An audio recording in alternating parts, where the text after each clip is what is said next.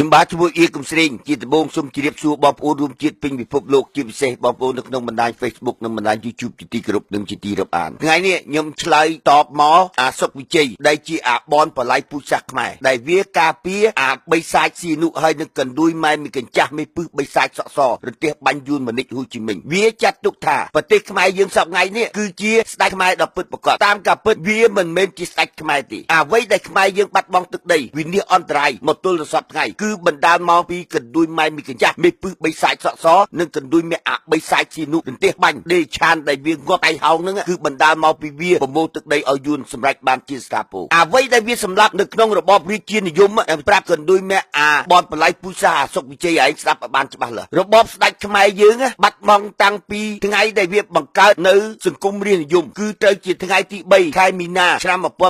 1955ដែលវាបានបំបត្តិនៅក្នុងរបបរាជានិយមរួចទៅហើយក្រោយមកទៀតនៅថ្ងៃទី16ខែមេសាឆ្នាំ1955វាបានទៅចូលនៅក្នុងរបបកុម្មុយនីសនៅថ្ងៃទី16ខែមេសាឆ្នាំ1955នៅទីក្រុងបានឌុងដែលគេបានប្រមូលធ្វើសន្និសីទដែលមាន29ប្រទេសតែនៅការចូលរួមមានតែ26ប្រទេសទេដូចជាចំណុចហ្នឹងនៅថ្ងៃទី16ខែមេសាឆ្នាំ1955កណ្ដួយមេអាបិសាចស៊ីនុវាបានយកប្រទេសខ្មែរយើងទៅចូលទៅក្នុងសម្ព័ន្ធកុម្មុយនីសតាំងពីពេលហ្នឹងមកដូចជាខ្មែរយើងមានរបបស្ដេចឯណាបន្តទៀតទេបែរជាកណ្ដួយមេអាកម្ពុជាចោលបនបល័យពូជសាសន៍អាសុកវិជ័យឯងមកលើកពីវីរភាពរបស់ស្ដេចខ្មែរហ្នឹងត្រូវបានកណ្ដួយមេអាបិសាចស៊ីនុហើយនឹងកណ្ដួយម៉ែមីកញ្ចាស់មេពឹសបិសាចសក់សរន្ទះបាញ់យួនមនិចហ្នឹងវាកំទេចរាជានិវង្សតាំងពីសម័យពេលហ្នឹងមកម្លេះហើយបន្តមកទៀតនៅក្នុងឆ្នាំ1960ព្រះបាទនរោត្តមសីហនុដែលទ្រង់បានសោយទីមង្គតទៅពេលហ្នឹងទ្រង់បានសោយទីមង្គតនៅថ្ងៃទី3ខែមេសាឆ្នាំ1960ដែលព្រះបាទនរោត្តមសីហនុបានសោយទីមង្គតទៅនៅពេលហ្នឹងហើយអាបិសាចស៊ីនុវាអត់ឲ្យមានស្ដេចបន្តទៀតទេអញ្ចឹងស្ដេចខ្មែរត្រូវចប់នៅទីថ្ងៃទី20ខែមេសាឆ្នាំ1960ដែលអាបិសាចស៊ីនុវាបង្កើតប្រមុខរដ្ឋកម្ពុជាក៏ប៉ុន្តែប្រមុខរដ្ឋកម្ពុជាហ្នឹងគ្រាន់តែជាលេសនៅប្រើពាក្យដើម្បីបំផិនមតិជាតិនិងមតិអន្តរជាតិទេបើតាមនិយមន័យនៃពាក្យហ្នឹងគេហៅថាប្រមុខរដ្ឋកុម្មុយនីសកម្ពុជាប្រមុខរដ្ឋកុម្មុយនីសកម្ពុជាប្រមុខរដ្ឋកុម្មុយនីសកម្ពុជាកន្លែងហ្នឹងហើយអ្នកដែលបំបត្តិស្ដេចខ្មែរយើងកណ្ដួយមេអាបិសាចស៊ីនុរន្ទះបាញ់ហើយនឹងកណ្ដួយម៉ែមីកញ្ចាស់មេពឹសបិសាចសក់សររន្ទះបាញ់យួនមនិចហ៊ូជីមិញបែរជាឯងកណ្ដួយមេអាបនបល័យពូជសាសន៍អាសុកវិជ័យឯងបែរជាឯងមកការពារអាបិសាចស៊ីនុថាវាជាស្ដេចខ្មែរវាអត់មានស្ដេចខ្មែរទេនៅក្នុងឆ្នាំ1993វាទាញមកបង្កើតឡើងវិញគឺជាផែនការយួនដែលវាលើកដំកើងយកចំណុចហ្នឹងទៅដេញអង្គការសហជីវជាតិចេញហើយវាយកលេសទៅបង្កើតនៅក្នុងរបបរាជានិយមរបស់យួនរបបរាជានិយមហ្នឹងមិនមែនជារបបរាជានិយមរបស់ខ្មែរទេគឺរបបរាជានិយមរបស់យួនដូចជាចំណុចហ្នឹងឯងចេញមកការពារឲ្យគេទៅសុំទោសដូចជាស្ដេចអៀកំសែងប្រាប់ឲ្យបានច្បាស់លាស់ក្នុងតំណាងជាព្រះរាជអាជ្ញាក្រៅប្រព័ន្ធអៀកំសែងអ្នកជេរអាបិសាចស៊ីនុហើយនឹងកណ្ដួយម៉ែមីកញ្ចាស់មេពឹសបិសាចសក់សររន្ទះបាញ់យួនមនិចហ៊ូជីមិញគឺជាអាស្ដេចខ្លែងបន្លំមិនមែនជាស្ដេចខ្មែរទេវាមកតាំងខ្លួនវាជាស្ដេចខ្មែរតែខ្លែងបន្លំទេមិនមែនជាស្ដេចខ្មែរទៅពិតប្រាកដទេដើម្បីបញ្ជាក់កន្លែងហ្នឹងសំណួរអៀកំសែងក្នុងនាមតំណាងជាព្រះរាជអាជ្ញាក្រៅប្រព័ន្ធសួរឯងមួយម៉ាត់ទៅឲ្យច្បាស់លាស់ថាអាបិសាចស៊ីនុវាយកអំណះអីបានតាំងខ្លួនវាជាស្ដេចឯងត្រូវយល់ឲ្យច្បាស់លាស់ណារវាងស្ដេចខ្មែរដ៏ពិតប្រាកដត្រូវតែមានប្រកាន់រាជហើយនឹងមកុដរាជអានឹងបានហៅថាជាស្ដេចខ្មែរឡើងគ្រងរាជដោយស្របទៅតាមច្បាប់របស់ទំនៀមទម្លាប់ប្រពៃណីនៃប្រទេសកម្ពុជាបែរជាអាបិសាចស៊ីនុហើយនឹងកណ្ដួយម៉ែមីកញ្ចាស់មេពឹសបិសាចសក់សហើយនឹងអាសីហមុនីសប្តាហ៍នេះសួរថាប្រកាន់រាជនៅណាមកប្រកបរាជនៅណាអត់មានទាំងអស់បែរជាស្ដេចមាននឹងគេហៅថាអាស្ដេចរណេបរណោដើរទៅសំពះគេសំពះឯងយើងមើលពីអនុភាពរបស់ស្ដេចថៃកម្លាំងគេដល់កម្រិតណាសមត្ថភាពគេយ៉ាងម៉េចប្រជាពលរដ្ឋឲ្យតែឃើញស្ដេចគេលុតទង្គង់ថ្វាយបង្គំក្រាបសំពះដល់ដីអានឹងមកហៅថាជាអនុភាពរបស់ស្ដេចតែកណ្ដួយមេអាស្ដេចយួននេះវាមិនទៅជាច្បាប់ទម្លាប់អីបែរជាឯងមកចេញមកការពារស្ដេចកណ្ដួយមេអាបនបល័យពូជសាសន៍វិនិច្ឆ័យអន្តរាយទឹកដីបាត់ដោយសារកណ្ដួយម៉ែអាបិសាចស៊ីនុនឹងមីកញ្ចាស់មេពឹសបិសាចសក់សររន្ទះបាញ់យួនមនិចហ៊ូជីមិញបែរជាឯងចេញមកការពារហើយឯងឲ្យគេសុំទោសទៀតអៀកំសែងអ្នកជេរស្ដេចពេញចំហអញអៀកំសែងអ្នកជេរអញប្រាប់ឲ្យច្បាស់លើមានតែកណ្ដួយមេអាកម្ពុជាចោលឯងទេតែឯងទៅសម្រាប់ជាតិខ្មែរឯងមកតាំងខ្លួនឯងស្អីណាជាអ្នកអស្ចារ្យកណ្ដួយមេអាបនបល័យពូជសាសន៍ខ្មែរដើម្បីបញ្ជាក់កន្លែងហ្នឹងអៀកំសែងនឹងចាក់ឲ្យបងប្អូនបានស្ដាប់មើលពីសកម្មភាពដែលវានិយាយដូចតទៅសួស្ដីប្រិយមិត្ត Facebook ជាទីគោរពមេត្រីថ្ងៃនេះខ្ញុំសុវិជ័យសូមនិយាយមានពួកសមាគមវៀតណាមនៅកម្ពុជាក៏តែអ្នកឯងមករស់នៅលើទឹកដីកម្ពុជាអ្នកឯងហ៊ានប្រមាថម្ចាស់ដែនដី អ្នកឯងផុសដាក់រូបតែក្រុមផ្ទះដាក់រូបព្រះអង្គចាស់ធម្មកោមែនក្រុមតែណៃប្រើពាក្យអាចកំពូចស្ដាច់ធ្ងន់ធ្ងរណាស់ទទួលយកបាននេះហើយខ្ញុំសូមផ្ដាំអ្នកឯងទៅថាសម័យគ្រឿងមីយ៉ាងគ្រប់គ្រងនៅឧដុង្គប្រជាប្រដ្ឋខ្មែរមានមិនដល់1លានអ្នកស្រួលបួលផងនៅថ្ងៃមួយខ្មែរងើបឡើងបះបោរំដោះប្រទេសបានខ្ញុំប្រាប់អ្នកឯងពូជខ្មែរមិនសាបសូន្យនេះអ្នកឯងគុំគិតថាមានការគាំពៀពីរដ្ឋាភិបាលបច្ចុប្បន្នហើយអ្នកឯងហ៊ានប្រមាថម្ចាស់ទឹកម្ចាស់ដីអ្នកឯងកំពុងតែទាញប្រជាពលរដ្ឋនិគមជនវៀតណាមដែលរស់នៅក្នុងទឹកដីកម្ពុជានេះឲ្យស្ថិតនៅក្នុងភាពមិនប្រកបប្រជានៅថ្ងៃអនាគតហើយអូខេឥឡូវព្រះរាជអាជ្ញាអៀកំសែងនឹងសុំសួរកណ្ដួយម៉ែអាបនបល័យពូសាអសុកវិជ័យឯងនិយាយថាសមាគមយួនបានមកជេរស្ដេចតាមក៏ពិតវាគ្មានសមាគមយួនណាមកជេរស្ដេចទេហើយសួរថាសមាគមយួនដែលមានអំណាចដែលមាននៅលើទឹកដី24ខេត្តក្រុងអ្នកណាអ្នកផ្ដល់អំណាចឲ្យគឺកណ្ដួយម៉ែមីកញ្ចាស់មេពឹសបីសាច់សក់សរន្ទះបាញ់យួនមនិចហ៊ូជីមិញជាអ្នកដែលផ្ដល់អំណាចឲ្យហើយយួនដែលមករស់នៅលើទឹកដីខ្មែរសពថ្ងៃនេះពីពេញទូទាំងប្រទេសហ្នឹងអ្នកណាអ្នកអនុញ្ញាតឲ្យក៏នៅតែកណ្ដួយម៉ែមីកញ្ចាស់មេពឹសបីសាច់សក់សររន្ទះបាញ់យួនមនិចហ៊ូជីមិញដែលអនុញ្ញាតឲ្យយួនមករស់នៅលើទឹកដីខ្មែរបែរជាឯងនាំគ្នាទៅការពារស្ដេចហើយឯងទៅពមៀនដាក់ពួកជនជាតិយួនដែលមករស់នៅលើទឹកដីខ្មែរតែសុំសួរថាវាមិនដែលពួកនឹងមកជេរស្ដេចទេតែអាពួកនឹងវាប្រមានឲ្យឯងក៏ណាកុំឲ្យឯងឲ្យហៅវាថាជាយួនហ្នឹងឯងខ្លាចបាត់ហើយណាឯងមិនហ៊ានទាំងប្រើពាក្យហៅវាយួនផងឯងហៅពួកសិទ្ធិសមាគមវៀតណាមកណ្ដួយមេអាបនបល័យពូសាណាអាសុកវិជ័យអាកំសាឯងបើឯងកំសាទេណាឯងបកាច់នៅសងំនៅស្ងៀមទៅឯងកុំមកតាំងខ្លួនឯងជាអ្នកក្រិនបើសូម្បីតែយួនឯងមិនហ៊ានទាំងហៅយួនផងឯងហៅសិទ្ធិពួកវៀតណាមកណ្ដួយមេអាបនបល័យពូសាខ្មែរបើឯងខ្លាចទេឯងបកាច់នៅស្ងៀមសងំនៅសុកទៅហើយកុំឲ្យឯងមកចេញមកអំណាមណាងបើធ្វើឯងដូចជាវីរភាពក្លាហានណាស្ដេចខ្មែរដែលពិតប្រកបឯងអត់នៅពីការពារទេឯងទៅការពារកណ្ដួយមេអាស្ដេចខ្លាំងខ្លាយលើកដំកើងវាហើយជាពិសេសថែមទៀតឯងបាននិយាយពីរឿងកណ្ដួយមេអាធម្មិកោ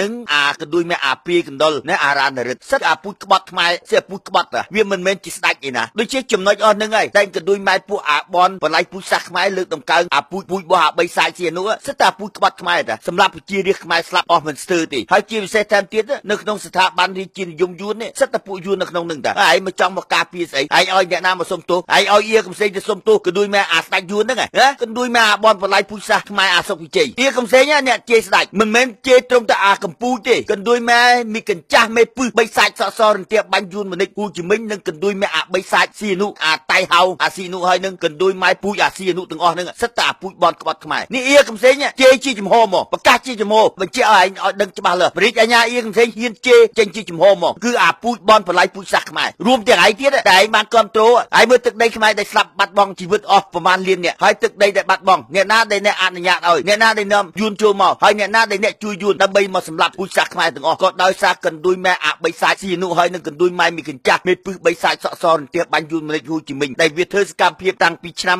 1941មកទល់នឹងឆ្នាំ2017ដែលសពបញ្ជាក់ឲ្យឃើញថាយួនយកទឹកដីអស់ខ្មែរដែលស្លាប់រង្គាលបន្តមកទល់សប្តាហ៍គ្រប់គ្រងគ្រប់ស្ថាប័នទាំងអស់ពោពេញដោយសិទ្ធិពួកយួនហើយអ្នកណាអ្នកផ្ដល់អំណាចឲ្យយួនណាអ្នកណាអ្នកផ្ដល់អំណាចឲ្យយួនសប្តាហ៍នេះដែលហៅថាចាប់ដើមពីផ្កាយ1ឡើងទៅដល់ផ្កាយ4ផ្កាយ5អ្នកណាសិទ្ធិយួនលើកឲ្យដោយសារកណ្ដួយម៉ែមីកញ្ចាស់មេពឹសបីសាច់សក់សរន្ទះបាញ់យួនមនិចហ៊ូជីមិញដែលវាអ្នកផ្ដល់អាជ្ញាប័ណ្ណអាជ្ញាយុទ្ធសាស្ត្រឲ្យពួកអាយួនគ្រប់គ្រងមកលើទឹកដីខ្មែរតែប្រជាពលរដ្ឋខ្មែរទេដែលជាជាតិខ្មែរដល់ពិតប្រកបតែអាអ្នកដែលគ្រប់គ្រងគ្រប់ស្ថាប័នទាំងអស់សិទ្ធិពួកយួនតាអ្នកដែលមកគ្រប់គ្រងហើយអ្នកណាដែលអនុញ្ញាតនៅលើអាជ្ញាប័ណ្ណអស់នឹងដោយសារកណ្ដួយម៉ែមីកញ្ចាស់មេពឹសបីសាច់សក់សរផ្ទះបាញ់យួនមនិចហ៊ូជីមិញហើយនឹងអាខ្លែងបន្លំអាសីហមនីនេះអានេះវាមិនជាស្ដេចខ្មែរណាមកកត់រីក៏អត់មានប្រខណ្ឌរីក៏អត់មានហើយវាតាំងខ្លួនជាស្ដេចយួនឯងឃើញទេភាពដែលវាដើរទៅសំពះគេសំពះឯងវាមិនមែនជាអនុភាពរបស់ស្ដេចខ្មែរណាស្ដេចខ្មែរមិនដែលស្ដេចទៅសំពះអ្នកណាទេប្រជារាស្ត្រទេទៅសំពះស្ដេចវាមិនដែលស្ដេចឯណាទៅសំពះប្រជារាស្ត្រវាអត់មានមិនគេហៅថាអំណាចស្ដេចអនុភាពរបស់ស្ដេចដូចជាវាមិនមែនជាស្ដេចខ្មែរទេឯងមកយកកណ្ដួយមេអាចោយួនបន្លំខ្លួនមកធ្វើជាស្ដេចហើយនាំគ្នាថ្វាយបង្គំលើកតម្កើងឲ្យតម្លៃថែមទៀតកណ្ដួយមេអាបនបល័យពូជសាសខ្មែរអាសុកវិជ័យនឹងចាំថែមទៀត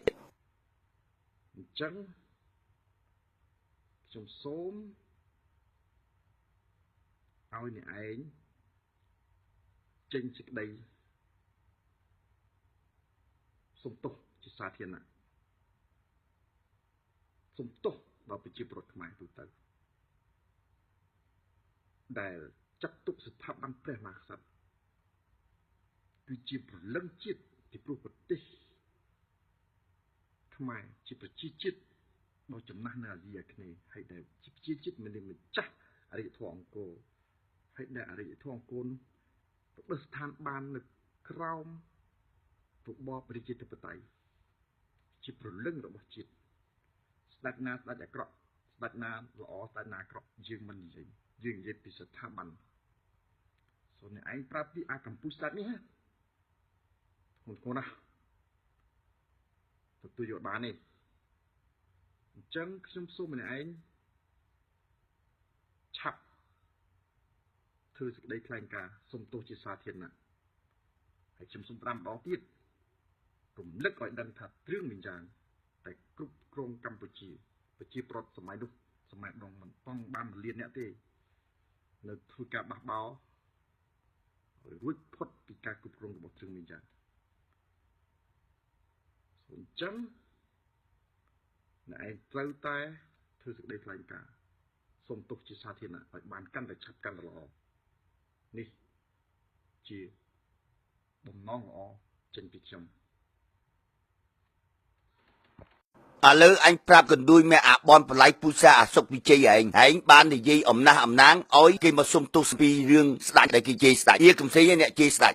ចពេញមាត់មកហើយប្រកាសពេញពិភពលោកឲ្យដឹងថាអៀកំសែងមិនបានជេរស្ដេចខ្មែរទេគឺអាយួនយកអាស្ដេចមកបន្លំមកធ្វើជាស្ដេចខ្មែរដើម្បីប្រមូលទឹកដីឲ្យយួនឥឡូវយើងមើលឃើញសកម្មភាពបញ្ជាក់ច្បាស់ណាស់បែរជាកណ្ដួយមេអាកំពូចចោលបនបល័យពូសាឯងទៅការពារអាស្ដេចយួនមកកំទេចពូសាខ្មែរហើយមកតាំងខ្លួនឯងជាខ្មែរហើយយកស្អីដែលបញ្ជាក់ឯងជាខ្មែរកណ្ដួយមេអាបនបល័យពូសាអាសុកវិជ័យម៉ែងាប់ដោយសារកណ្ដួយម៉ែអាបីសាច់ស៊ីនោះឲ្យនឹងកណ្ដួយម៉ែមានកញ្ចាស់មានពឹសបីសាច់សក់សរទៀតបាញ់យួនមនិចហ៊ូជីមិញឯងប្រពន្ធនឹងហើយឯងអត់ថាឯងអត់ខ្វល់ទៀតបែរជាឯងប្រើពីទ្រឹស្ដីមួយឯងថាអត់ខ្វល់ស្ដេចណាធ្វើល្អអាក្រក់ទេតែជេរស្ថាប័នស្ដេចគឺឯងខឹងកណ្ដួយមេអាចុយម្រាយស្ដេចខ្មែរយើងវាបំបត្តិតាំងពីឆ្នាំ1955ត្រូវជាថ្ងៃទី3មីនាឆ្នាំ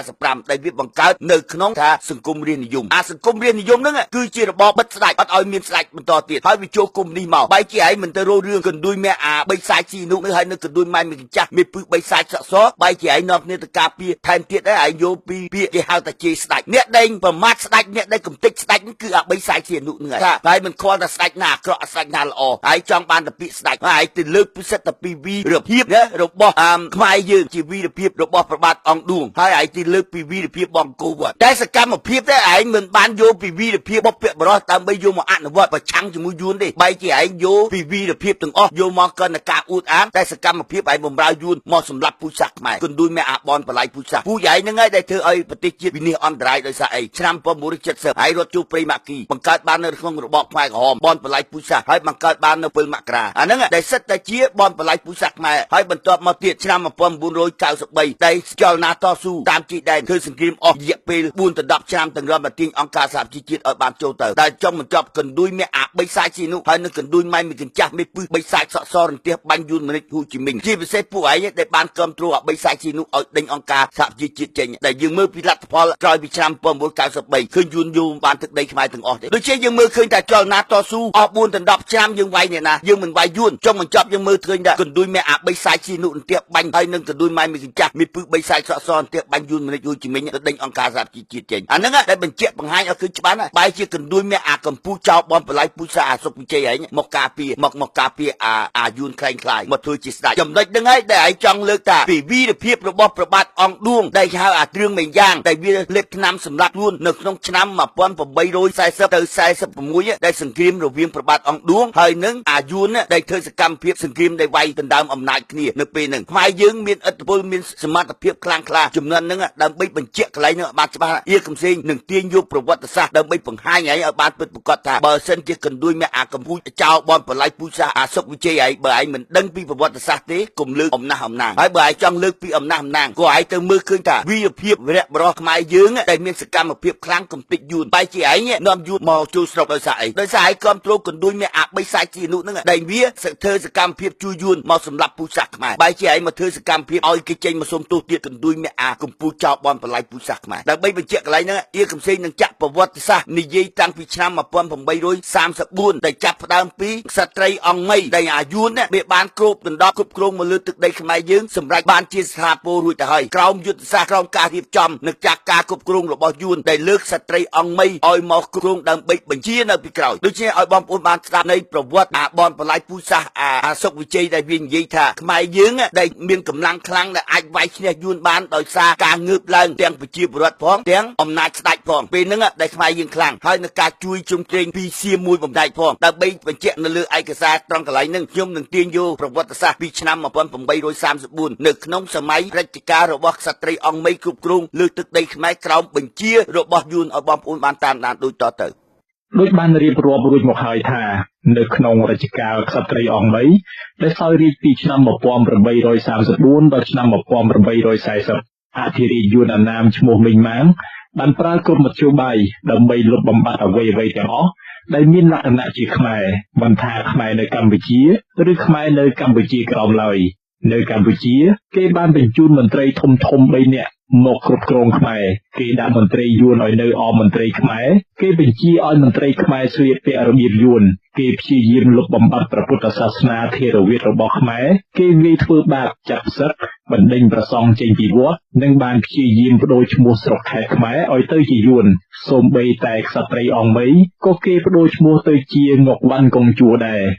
រីឯនៅកម្ពុជាក្រោមវិញស្ដេចមីងម៉ាងដដែលនេះបានចេញបញ្ជាឲ្យព្រះសង្ឃខ្មែរស្លៀកពាក់តាមរបៀបលោកសង្ឃយួនត្រូវកោរសក់ទុកចិញ្ចើមត្រូវឆាន់បាយល្ងាចត្រូវស្លៀកខោនិងពាក់អាវផាយកត្រង់ហើយពេលសូត្រធម៌ត្រូវគោះត្រដោកចំណែករាជខ្មែរក្រោមទាំងប្រុសទាំងស្រីវិញគេឲ្យទុកសក់វែងឲ្យដល់ចង្កេះហើយបួងជាកំប៉ោយឲ្យបានគ្រប់គ្នាបើទោះជាយួនអាណាមនៅពេលនោះបានគ្រប់គ្រងកម្ពុជាស្ទើរតែទាំងស្រុងហើយក៏ដោយចុះក៏ពួកគេនៅតែព្រួយបារម្ភខ្លាចក្រែងថ្ងៃណាមួយប្រជារាស្ត្រខ្មែរនឹងក្រោកឡើងបះបោរប្រឆាំងនឹងរដ្ឋអំណាចរបស់ពួកគេម្យ៉ាងទៀតគេនៅព្រួយបារម្ភពីវត្តមានរាជវង្សានុវង្សរបស់កម្ពុជាដែលកំពុងស្ថិតនៅក្រោមការគ្រប់គ្រងរបស់សៀមដោយខ្លាចក្រែងថ្ងៃណាមួយរាជវង្សានុវង្សទាំងអស់នេះមានដូចជាព្រះអង្គអ៊ឹមនិងព្រះអង្គឌួងជាដើមដែលយួនតែងតែចាត់ទុកថាមិនសូវចូលចិត្តខ្លួននោះវិលមកកម្ពុជាវិញឥឡូវឲ្យបងប្អូនរួមជា10កន្លែងនឹងឲ្យបានច្បាស់លាស់និយាយអំពីប្រវត្តិសាស្ត្រចាប់តាំងពីឆ្នាំ1834មកទល់នឹងឆ្នាំ1840បានន័យថាសកម្មភាពយួនបានយកទឹកដីខ្មែរយើងហើយបានគ្រប់គ្រងលើទឹកដីខ្មែរយើងហើយបដូរពីប្រពៃណីទំនៀមទម្លាប់ខ្មែរយើងមួយបំណែកធំរួចទៅហើយបានន័យថាស្ថានភាពនយោបាយនៅក្នុងប្រទេសយួនបានយកទឹកដីខ្មែរយើងអស់បាត់ហើយអាហ្នឹងយើងមើលកន្លែងហ្នឹងដើម្បីបញ្ជាក់ឲ្យប្រជាជាតិខ្មែរយើងមើលឃើញប្រវត្តិសាស្ត្រនៃការពិតថាវិបត្តិប្រទេសខ្មែរយើងដែលបានបាត់បង់ទឹកដីយួនបានយកគ្រប់ដណ្ដប់ក៏ប៉ុន្តែពិតមែនតែវាយួនវាយកមែនតែភាពភ័យខ្លាចនៃសកម្មភាពខ្លាចខ្មែរយើងរើបំរាស់ដើម្បីងើបឡើងមកប្រឆាំងវាវិញដូចជាវាប្រើគ្រប់ល្បិចកលឧបាយកលដើម្បីគំតិចអ្នកដែលស្នេហាជាតិកម្លាំងអ្នកស្នេហាជាតិកន្លែងហ្នឹងដែលជាប្រភពនៅបញ្ហាឥឡូវយើងមើលឃើញប្រវត្តិសាស្ត្រនៃសកម្មភាពយួនមិនមែនទៅតែយកទឹកដីខ្មែរយើងនៅក្នុងសម័យឆ្នាំ1979នេះទេបានន័យថាយួនវាបានយកទឹកដីខ្មែរយើងចាប់តាំងពីឆ្នាំ1834យូរលង់មកម្ល៉េះក៏ប៉ុន្តែវាមានតាមដំណាក់កាលតាមសម័យកាលដោយការងើបឡើងតតាំងប្រឆាំងជាមួយនឹងពួកយួននៅក្នុងវីរៈបរិះខ្មែរយើងហើយជាពិសេសក្សត្រខ្មែរយើងគេហៅថាព្រះបាទអង្គឌួងស្ដេចខ្មែរយើងដ៏ពិតប្រាកដដើម្បីខ្លាចបាត់បង់បូរណភាពទឹកដីកន្លែងហ្នឹងហើយបានព្រះអង្គងើបឡើងប្រឆាំងជាមួយយួនដើម្បីយកធ្វើលក្ខណៈនេះបន្តទៀតខ្ញុំនឹងចាក់ដើម្បីបង្ហាញឲ្យសង្គមឲ្យកាន់តែយល់ច្បាស់ថាប្រវត្តិសាស្ត្រខ្មែរយើងមិនមែនទៅតែឥឡូវដែលយួនយកទេយួនបានយកតាំងពីដើមមករួចទៅហើយក៏ប៉ុន្តែបានរំដោះចេញមួយដំណាក់កាលដើម្បីបញ្ជាក់កន្លែងឲ្យកាន់តែច្បាស់ខ្ញុំនឹងចាក់ឲ្យបងប្អូនស្ដាប់បន្តទៀតដូចតទៅដើម្បីជាវិធានការទប់ទល់ទុកជាមុននិងដើម្បីការពារខ្លាចក្រែងអ្វីដែលខ្លួនគិតនោះអាចនឹងកើតឡើងមន្ត្រីធំនិងមេទ័ពរបស់យួនដែលស្ដេចអាណាមបញ្ជាឲ្យនៅមើលការខុសត្រូវនៅកម្ពុជាពេលនោះបានរកល្បិចកលព្យាយាមបំបែកបំបាក់ព្រះអង្គអ៊ឹមនិងព្រះបាទអង្គឌួងដែលនៅពេលនោះកំពុងគង់នៅខេត្តបាត់ដំបងទាក់ទងនឹងការប៉ុនប៉ងរបស់មន្ត្រីយួនអាណាមក្នុងការបំបែកបំបាក់រាជវង្សខ្មែរនេះលោកអាដេម៉ាលើក្លេអតីតរេស៊ីដង់បារាំងប្រចាំកម្ពុជានិងជាអ្នកនិពន្ធសៀវភៅប្រវត្តិសាស្ត្រប្រទេសកម្ពុជាលោកបានសរសេរក្នុងសៀវភៅលោកថាមេទ័ពអាណាមឈ្មោះអង្គទួនគុណបានយល់ច្បាស់ណាស់ថាកម្ពុជានៅមានថាមពលដែលកំពុងតែក្រាបសំណុំហើយអាចនឹងងើបក្រោកឡើងបះបោរប្រឆាំងនឹងការត្រួតត្រារបស់យួនលើរាជវង្សានុវង្សនេះឯង ដោយសារកត្តានេះហើយមេតបយួនរូបនេះបានបដិញ្ញាថានឹងកម្ចាត់កម្ចាយក្សត្រទាំងពីរអង្គនេះចេញដោយធ្វើយ៉ាងណាបំបែកបំបាក់ពីគ្នាសិនព្រោះកន្លងមកក្សត្រទាំងពីរអង្គនេះសាមគ្គីគ្នាស្អិតល្មួតខ្លាំងណាស់រួចសឹមឆ្លៀតយកឱកាសដើម្បីបំផ្លិចបំផ្លាញចោលតែម្ដងលោកលើកឃ្លាសរសេរបន្តថា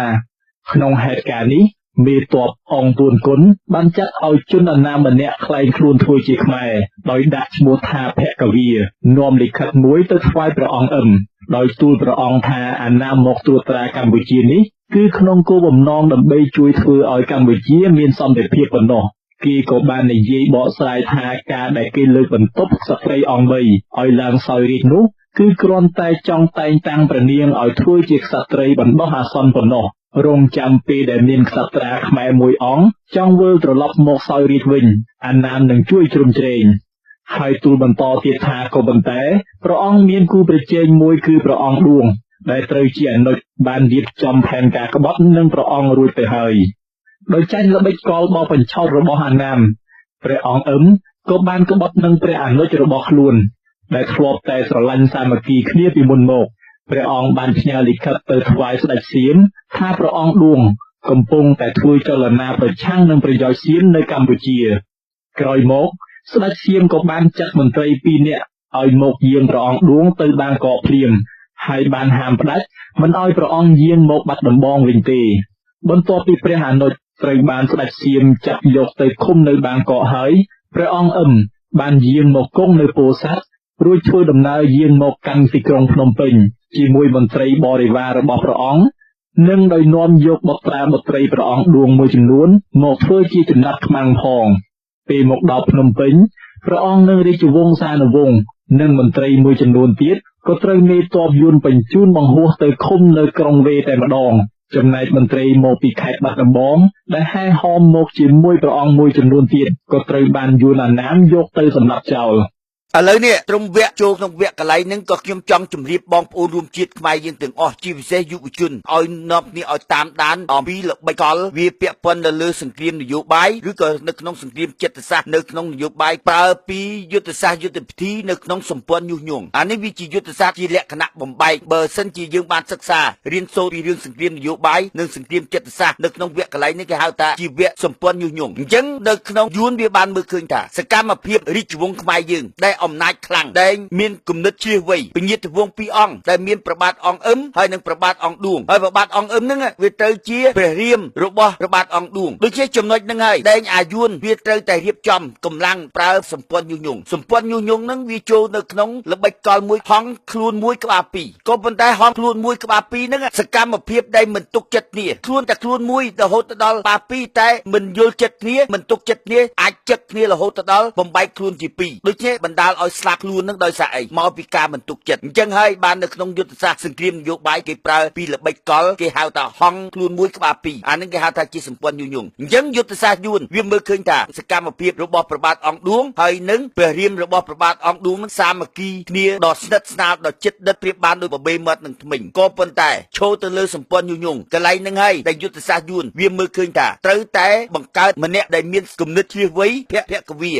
ម្នាក់ដែលឈ្មោះភគវីហ្នឹងគឺជាជនជាតិខ្មែរតែវាបួសជាសង្ឃពីពួកខ្មែរយើងចូលចិត្តជំនឿទៅលើសាសនាកន្លែងហ្នឹងហើយដែលវាយកលោកសង្ឃហ្នឹងដើម្បីឲ្យធ្វើសកម្មភាពបំបែកពញាតវង្សរបស់ព្រះបាទអង្គឌួងដូចជាចំណុចហ្នឹងហើយដែលបញ្ជាក់ឲ្យឃើញថាសកម្មភាពដែលទស្សនៈសម្ព័ន្ធញុះញង់វាបានឲ្យអាភគវីហ្នឹងចូលទៅគៀកជាមួយនឹងព្រះបាទអង្គឌួងដើម្បីប្រើនៅសម្ព័ន្ធញុះញង់កន្លែងហ្នឹងដែលហៅថាបំបែកអំណាចបំបែកកម្លាំងដើម្បីឲ្យទៅជាជំរាកតូចងាយនឹងវាកាត់បន្ថយវាសម្លាប់ចោលដើម្បីកាត់បន្ថយអំណាចអានេះគេហៅថាជាយុទ្ធសាស្ត្របំបែកអញ្ចឹងអាយុទ្ធសាស្ត្របំបែកហ្នឹងវាជាកត្តាសំខាន់ណាស់ដែលយើងមើលឃើញថាសកម្មភាពនយោបាយសពថ្ងៃក៏វាមានដែរតែឥឡូវខ្ញុំគាត់និយាយថានៅក្នុងជាយុទ្ធសាស្ត្រដើម្បីបំបែករវាងព្រះបាទអង្គអ៊ឹមហើយនិងព្រះបាទអង្គឌួងដូចជាដើម្បីចូលលើលក្ខណៈហ្នឹងអញ្ចឹងបានន័យថាវាចូលទៅសៀបសួងហើយវាមើលឃើញថាសកម្មភាពព្រះបាទអង្គឌួងមានភាពម៉ឺងម៉ាត់ជាងមានភាពរឹងមាំជាងតែព្រះបាទអង្គអ៊ឹមអត់មានភាពម៉ឺងម៉ាត់ទេមនុស្សវាអត់ច្បាស់ខ្លួនឯងហើយមានមហិច្ឆតាលោកលុនថែមទៀតកន្លែងហ្នឹងហើយចូលក្នុងអន្ទាក់របស់គេនេះចំណុចហ្នឹង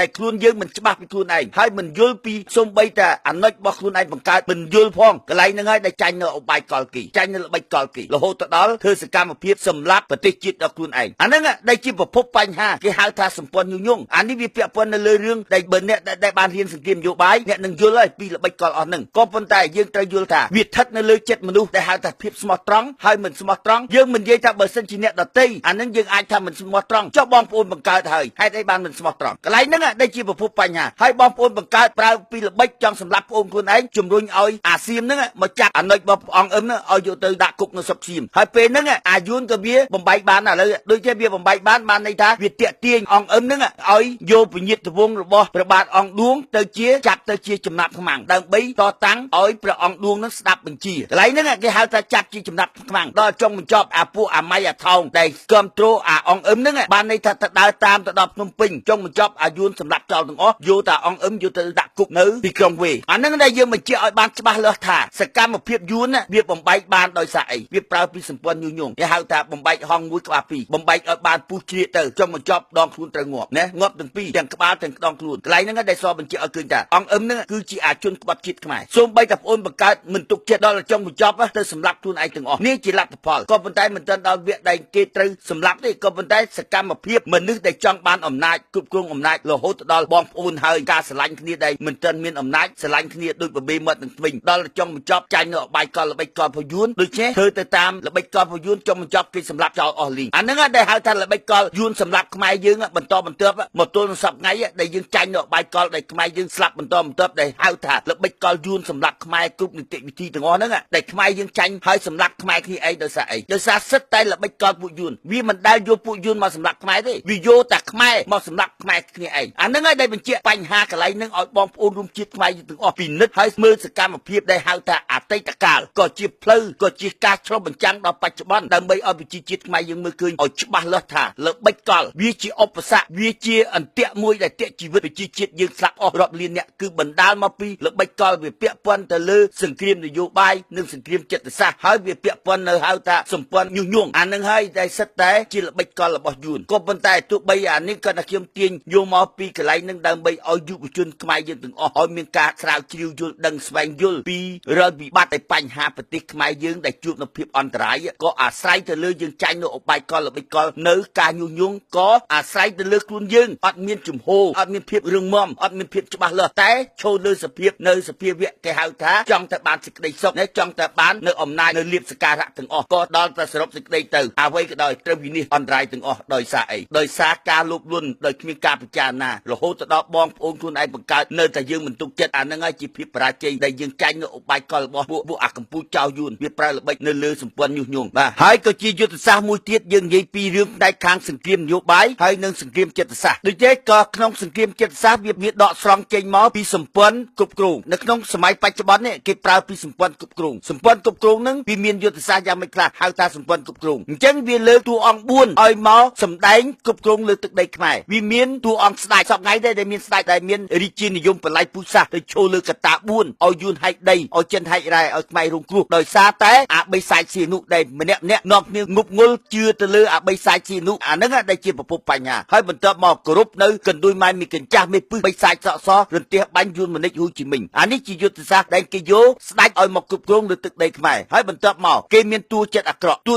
នឹងតំណាងអីនៅក្នុងគណៈបព្វជិជនហ្នឹងគេគ្រប់គ្រងអំណាចទាំងអស់នៅលើគ្រប់ស្ថាប័នទាំងអស់នៃប្រទេសកម្ពុជាដើម្បីទៅសហការជាមួយយួនវាអត់មានចេញមុខទេវានៅតែបិទបាំងជាដរាបអានេះគេហៅថាយុទ្ធសាស្ត្រនៃការគ្រប់គ្រងវាអត់ចេញទេអញ្ចឹងវាទុកឲ្យសកម្មភាពរបស់ហ៊ុនសែនផ្ដល់អំណាចឲ្យហ៊ុនសែនគ្រប់គ្រងមកលើទឹកដីខ្មែរសកម្មភាពត្រូវតែបម្រើយួនជាដាច់ខាតអានេះយុទ្ធសាស្ត្រនៃការគ្រប់គ្រងហើយបន្ទាប់មកទៀតអានេះគេដើរតួនៅក្នុងតួចិត្តអាក្រក់បន្ទាប់មកទៀតវាមានតួចិត្តល្អគេហៅថាអាសំរាំងស៊ីពួកអាសំរាំងស៊ីហ្នឹងវាជាយុទ្ធសាស្ត្រដើរទៅស្របទៅតាមច្បាប់ជាតិនិងច្បាប់អន្តរជាតិជាពិសេសយើងបានទទួលបាននៅសិទ្ធិសញ្ញា$23.91អញ្ចឹងហើយបានយកអាសំរាំងស៊ីហ្នឹងដើម្បីគេហៅថាជាតួអង្គចិត្តល្អចិត្តល្អដើរតួអង្គ2ក្នុងតួនាទីគេហ្នឹងតួចិត្តល្អបានន័យថាឲ្យស្របទៅតាមច្បាប់$23.91គេហៅលទ្ធិប្រជាធិបតេយ្យសេរីភូបៈដែលមានបកលើសពី2ឡើងទៅឥឡូវយើងមើលពី79បកមានតែមួយទេគឺគណៈបព្វជិជនក្រោយពី$23.91មកដែលយើងទទួលបានលទ្ធិប្រជាធិបតេយ្យសេរីភូបៈដែលយើងមានពីបក2ឡើងទៅដូចជាអាសំរាំងស៊ីហ្នឹងដែលទទួលស្របបកចិត្តល្អដើរទៅតាមច្បាប់អន្តរជាតិយុទ្ធ ទ្ធសាស្ត្រទី1យុទ្ធសាស្ត្រទី2តួអង្គចិត្តល្អហ្នឹងដើម្បីគេហៅថាបង្ហាញខ្មាំងកម្ចាត់ជនស្នេហាជាតិហេតុអីបានយើងនិយាយចឹងអញ្ចឹងបានន័យថាម្នាក់មើលឃើញអត់ចូលចិត្តតួចិត្តអាក្រក់ទេពួកនេះសាហាវព្រៃផ្សៃសម្លាប់មនុស្សបំភ្លេចបំផ្លាញប្រទេសជាតិអញ្ចឹងរត់មកចូលមកអាតួចិត្តល្អចូលមកអាតួចិត្តល្អហ្នឹងក៏ដូចខ្មែរយើងទៅប្រាប់យួនថាអានេះឯងប្រឆាំងជាមួយយួនហើយអញ្ចឹងនៅក្នុងគោលដៅនៃការប្រឆាំងជាមួយយួនវាដើរគោលការណ៍3ចំណុចទី1វាទិញមិនលក់វាសម្លុតនឹងខ្លាចបានវាសម្លាប់នេះជាយុទ្ធសាស្ត្រដើម្បីគេបង្កើតអាតួចិត្តល្អហ្នឹងគោលការណ៍ផែនការវាក្នុងយុទ្ធសាស្ត្រដើរពីគោលការណ៍2ចំណុចហ្នឹងឯងតួមួយស្របទៅតាមច្បាប់